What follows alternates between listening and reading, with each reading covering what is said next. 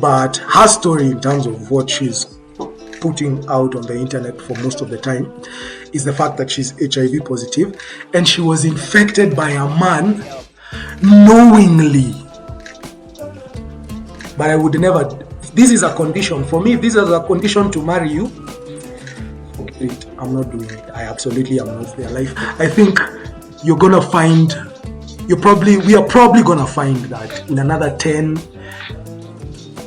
years, there's probably gonna be more relationships that were developed online than not. That this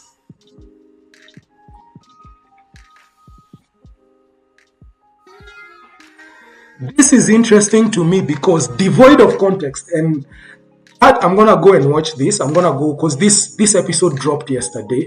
I didn't have the time to watch it, so I said I was gonna react to it because I saw the thing earlier in the week and I was very excited to do the reaction today. But I didn't get a chance to watch the episode, so I'll do that. So absent of context, this is a crazy thing. Now with context, maybe it adds up. But I would never, if this is a condition for me, if this is a condition to marry you, forget it. I'm not doing it. I absolutely am not doing it. Like if I have to build your mama house, that's crazy. So I didn't say much about that. This was a weird episode, chat. Go and watch this. Like, go and watch this. So this is, everyone. her name is Bianca Carolina, and I just like came across her story on X this week, so I came and looked for her on X. So her story, not the story, I don't want to say like her story, like that's what defines her, but her story in terms of what she's putting out on the internet for most of the time is the fact that she's HIV positive and she was infected by a man knowingly. And in this video, she's doing a lot of defending that dude. And I thought it was interesting because people are really bashing her for doing it. I agree it's a weird thing to do. I agree it's a thing that I wouldn't do.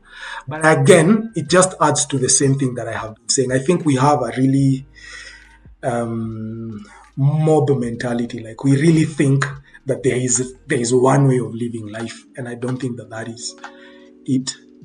Okay, granted, she sounds a bit delulu, but for the most part, what she says, there's a part where she says, I am not defending him. I am just trying to see him. And what she says is, the bad things he did, Kingface, so you can go and look at Kingface, that's his name. He died. This is the guy. So he was a very MAGA dude. He's an African American, but he was very MAGA. So of course, that's like controversial.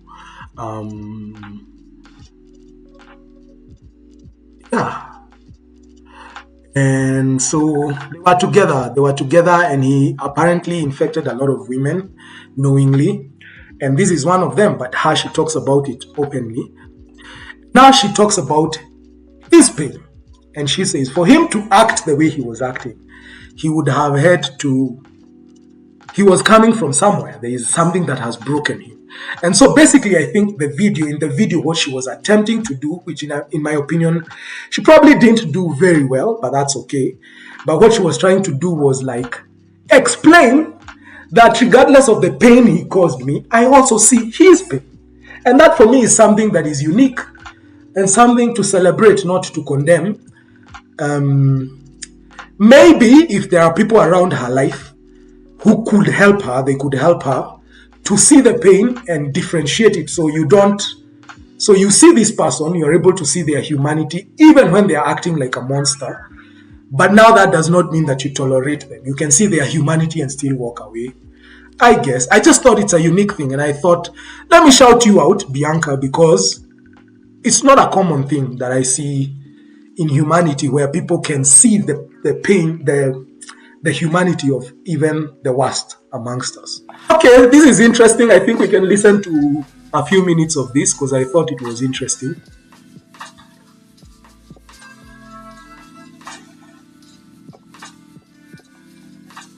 as we wait for it to load. I'll have to send this stream to my internet provider so he can tell me where my 20 Mbps are.